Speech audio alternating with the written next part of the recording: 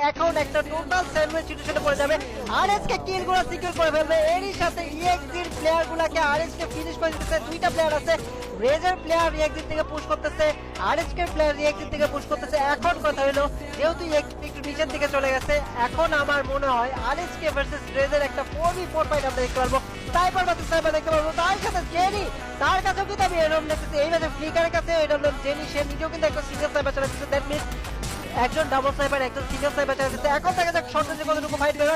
সুন্দর SBD news, এরই সাথে নক, ডাবল নক, আর দুইটা প্লেয়ার আছে। এখন আরএসকে, আমার মনে হয় যতদূর আমি আরএসকে এদিকে চার্জিং করবে। রেস তাদের উচিত যদি এই ম্যাচে সার্ভাইভ করতে চায় ফল ব্যাক করা। যদি ফল ব্যাক না করতে পারে কিছুক্ষণের মধ্যে রেজের টোটাল টিম শাটডাউন হয়ে যাবে আরএসকে থেকে। আমরা যেটা নিয়ে কথা বলতেছিলাম, তারা অলরেডি 10টা কিল নিয়েছিল, খুব ভালো খেলছে। এবার তারা টোটালি ওয়াইপ আউট হয়ে গেছে। তারা সার্ভাইভ করতে পারতেছে না, প্রথম থেকে কিন্তু সার্ভাইভ করতে পারতেছে না। বাট আরএসকে 12টা কিলের সাথে সার্ভাইভ করতেছে। তাদের সামনে আরো একটা টিম।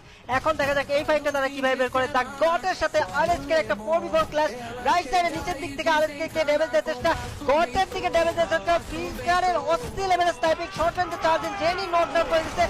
আরেকটা প্লেয়ার, দা গটের আরেকজন প্লেয়ারকে নক, ফ্লিকারের অস্থির স্নাইপিং, আরো একটা ওয়ানে শর্ট রেঞ্জে।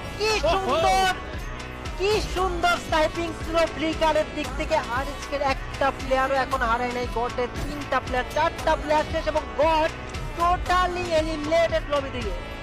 ভাই সাব লেখা কি খেলা দেখলাম, আমি একটু আগে বলছিলাম ফার্স্ট প্লেস রাশিং খেলা যদি তোমার দেখতে পছন্দ ওই স্নাইপার প্লেয়ারের কাছ থেকে, তাহলে ফ্লিকারই একমাত্র চয়েস তোমার হতে পারে। ফ্লিকার এখন যে খেলা দেখাচ্ছে, একে একে করে সবগুলা এনিমিকে ড্যামেজ দিয়েই চলেছে অলরেডি 6টা কিল রয়েছে। নেজার, কুটকুট, জেনি এখন যাবে পুশ করতে। এটা হচ্ছে সুবর্ণ সুযোগ বুয়াটা লুপে নেয়ার। শুধুমাত্র দুটো টিম রয়েছে বর্তমানে, একজনকে ডাউন করে দেওয়া মানে গেমের টিম অলরেডি যে খেলা বর্তমানে এখন চলছে সেটা হয়তো আরএসকে দিকেই মুখ করছে।